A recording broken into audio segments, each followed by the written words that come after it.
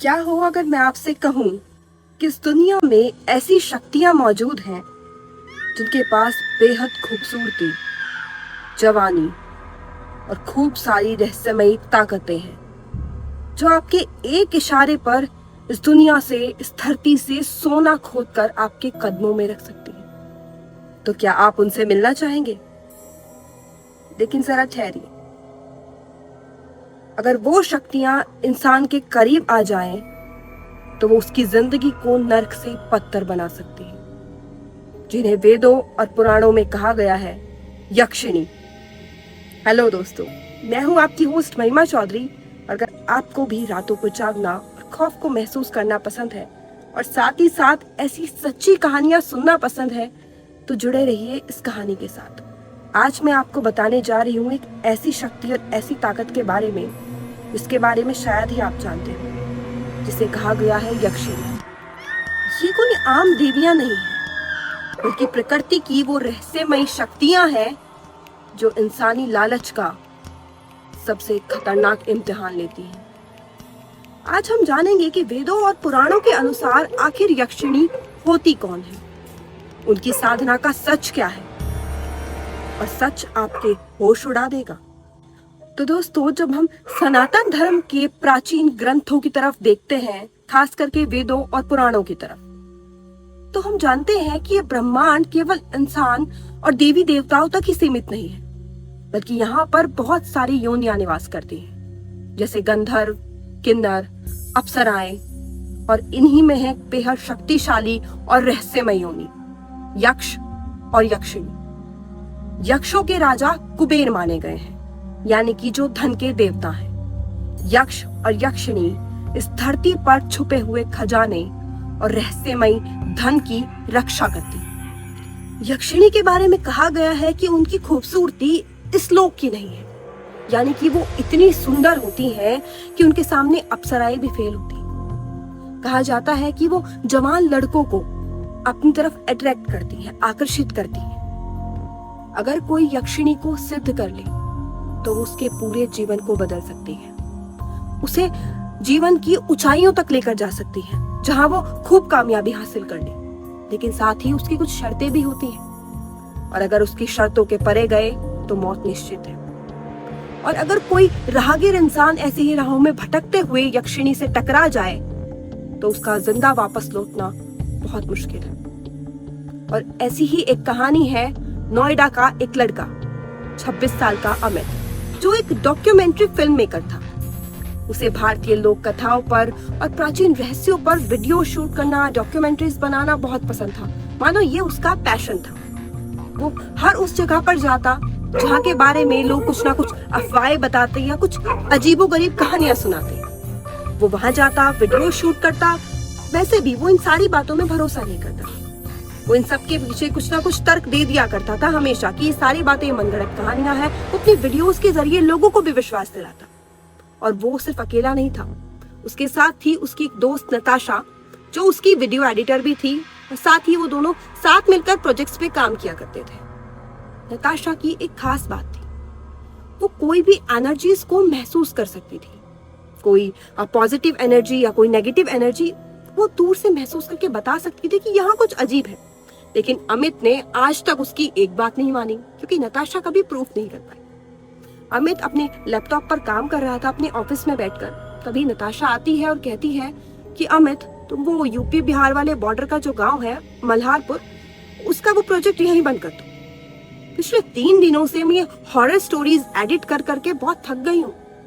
मैं अपने घर रात को अकेले जाने से भी डरती हूँ, क्योंकि यही सारी चीजें मेरे दिमाग में गूंजती रहती है।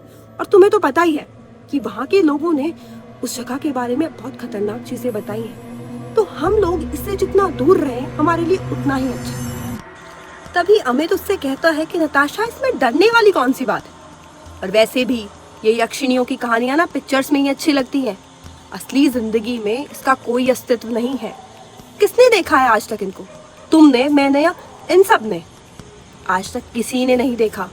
ये सिर्फ सुनी सुनाई कहानी है। गांव वाले भी वही सुनाते हैं जो उन्होंने अपने पूर्वजों से सुना, और उनके पूर्वजों ने उनके पूर्वजों से सुना, लेकिन देखा आज तक किसी ने नहीं। और यही तो हमारा काम है, लोगों के सामने सच्चाई दिखाना, ताकि वो डरे नहीं।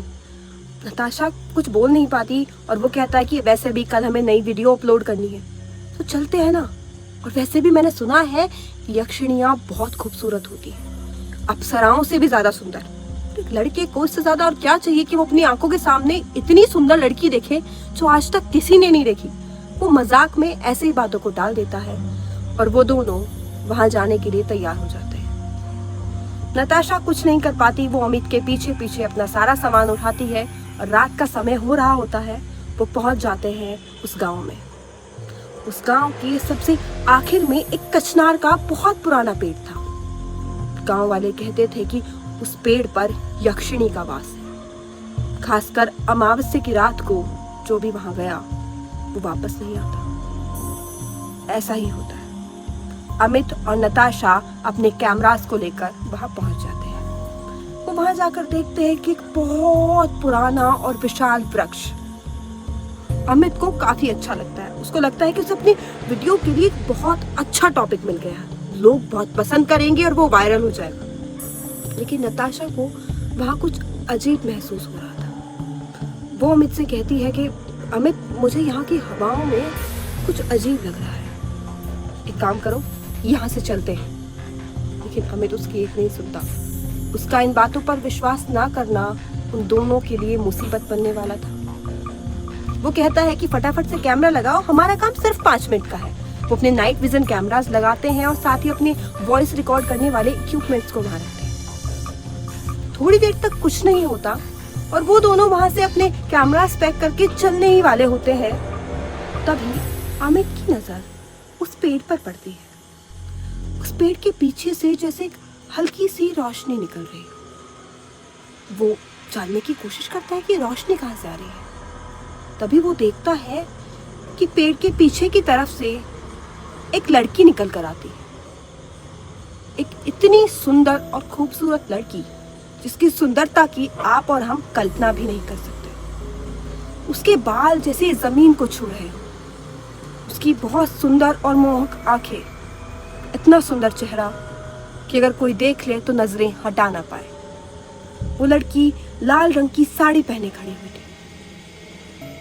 नताशा कहती है कि अमित, क्या तुम भी वही देख रहे हो जो मैं देख रही हूँ? लेकिन अमित उसकी बात का कोई जवाब नहीं दे रहा था। वो उस लड़की की तरफ एक टक निगाहों से देखे जा रहा था और उस लड़की से पूछता है कि आप कौन है और इतनी रात को यहाँ इस पेड़ के पास क्या कर रहे हो? वो लड़की जवाब देती है कि तुम इतनी रात को यहाँ क्या कर रहे हो, क्या मैं जान सकती हूँ?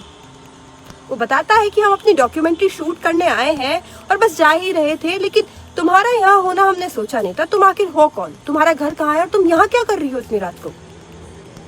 वो लड़की मुस्कुराकर अमित की तरफ देखती है और कहती है कि मेरा घर तो यही है, मैं सदियों से इसी पेड़ पर रहती हूँ। लोग मुझे अलग अलग नामों से पुकारते हैं। कोई मुझे भूत कहता है, कोई प्रेत, कोई चुड़ैल और कोई यक्षिणी, पहरेदार भी कहते हैं। लेकिन एक बार जो इस पेड़ की सीमा में आ गया, उसके बाद वो कभी वापस नहीं जाता। नताशा पीछे से चिल्लाकर कहती है कि अमित, उसकी आंखों में मत देखो, तुम उसकी आंखों में देखकर सम्मोहित हो रहे हो। लेकिन वो नताशा की तरफ ध्यान ही नहीं देता, ना ही उसकी आवाज उसके कानों में सुनाई देती। वो पूरी तरह यक्षिणी की तरफ आकर्षित हो चुका था। वो उसे कहता है कि तुम जो भी हो भला की खूबसूरत हो, लेकिन मुझे इन बातों पर भरोसा नहीं। तुम जरूर कोई हो और मेरे साथ मजाक कर रही हो। आखिर सच ही बताओ, तुम हो कौन? उसके बाद वो लड़की अमित को कहती है कि मेरे पास आओ और मेरे पास आकर बैठो। मैं तुम्हें सब कुछ सच बता दूंगी कि मैं कौन हूं। अमित धीरे धीरे कदमों से उसकी तरफ बढ़ने लगता है। वो जैसे उसे अपनी तरफ मोहित कर रही हो और वो उसके जाल में फंसता जा रहा हो। कैमरास चारों तरफ अभी भी लगे हुए थे।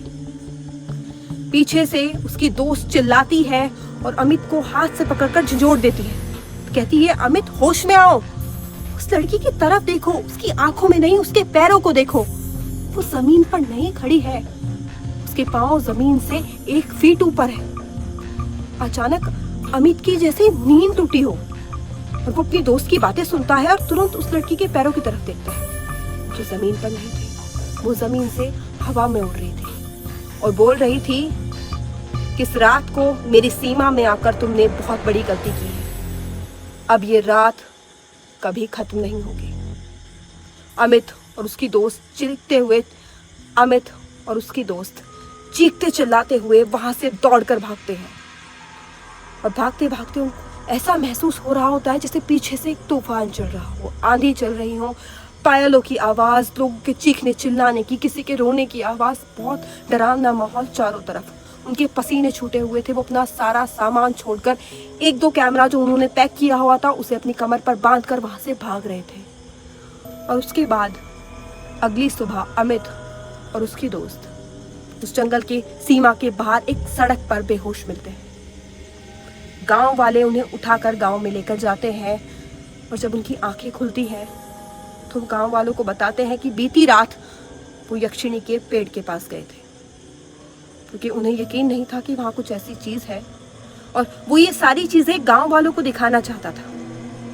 लेकिन जैसे ही अमित अपने कैमरा को ऑन करता है और स्क्रीन पर टैप करता है, उसमें वीडियो तो रिकॉर्ड थी लेकिन उस वीडियो में कुछ नहीं, सिर्फ वो कचनार का पेड़ और उसके पास एक धुंधली सी लाल परछाई, उसके अलावा कुछ भी नहीं। यानी कि वो यक्षिणी को कैमरे में कैद नहीं कर पाए। लेकिन उस रात उन्हें ये सबक जरूर मिल गया कि कुछ राज राज ही रहे तो बेहतर है। उनसे पर्दा उठाना यानी कि अपनी मौत को दावत देना। यक्षिणी सिर्फ एक कहानी नहीं है, ये एक ऐसी सच्चाई है जिसे दुनिया भर में, देश भर में लोगों ने अलग अलग कोनों पर महसूस किया है और आज भी इसके कई सारे किस्से हैं। पुराने जमाने में अघोरी और तांत्रिक यक्षिणी को सिद्ध करने के लिए साधनाएं किया करते थे। ये साधना कोई आम साधना नहीं है, बहुत ही खतरनाक और इसके नियम बहुत ही सख्त। साधक को मंत्रों का जाप करना पड़ता है। इसकी साधना किसी अकेली जगह, शमशान या फिर किसी अंधेरे कमरे में की जाती है। यक्षिणी के प्रिय भोगों को रखा जाता है। कहा जाता है कि साधना के दौरान साधक को कई सारी डरावनी आवाजें, कुछ आकृतियां और अजीबोगरीब चीजें दिखाई देती हैं ताकि उसका ध्यान भटक सके और वो साधना को बीच में छोड़ दे। और अगर उसने साधना को बीच में छोड़ा तो उसके परिणाम बहुत घातक हो सकते हैं। कहा जाता है जैसे ही साधना पूरी होने वाली होती है उस टाइम पर साधक को अपने डर पर नियंत्रण करना होता है, क्योंकि अंत में यक्षिणी उनके सामने किसी ना किसी रूप में प्रकट होती है, किसी सुंदर स्त्री के रूप में, किसी डरावनी परछाई के रूप में या फिर एक रोशनी के रूप में। और अगर आप अपने डर पर नियंत्रण पाकर उससे अपनी मित्र, बहन या फिर प्रेमिका के रूप में वचन भरवा लें तो वो जीवन भर तुम्हारे लिए वो सब कुछ करती है जो तुम चाहते हो। लेकिन अगर उसके साथ धोखा किया या उसकी सीमाओं को लांघने की कोशिश की तो इंसान की मृत्यु निश्चित है। दोस्तों, तंत्र और साधना की दुनिया जितनी आकर्षक दिखती है उतनी ही अंधेरी और खतरों से भरी हुई है। लोक कथाएं हमें मनोरंजन की कुछ झलक दिखाती हैं, लेकिन ये साधनाएं और शक्तियां कहानियों तक ही सीमित रहें तो ज्यादा बेहतर है। आपको क्या लगता है कि ये साधनाएं सच में काम करती हैं या फिर ये वही सदियों पुराना अंधविश्वास है? अपनी राय कमेंट बॉक्स में जरूर बताइएगा। और अगर आपको भी ऐसी रहस्यमयी और पुरानी कहानियां जानने का शौक है तो इस चैनल को सब्सक्राइब करिएगा। साथ ही साथ अगर स्टोरी पसंद आई है तो लाइक करिए, कमेंट करिए और शेयर करिए। और अगर आप भी अपने जीवन में हुई कोई सच्ची घटना मेरे साथ शेयर करना चाहते हैं तो मेरे डिस्क्रिप्शन बॉक्स में मेरी मेल आईडी है, आप मुझे मेल करके अपनी स्टोरी बता सकते हैं। मैं जरूर उस पर वीडियो बनाऊंगी। मिलते हैं जल्दी एक नई खौफनाक और खतरनाक सच्ची कहानी के साथ। तब तक के लिए अलविदा।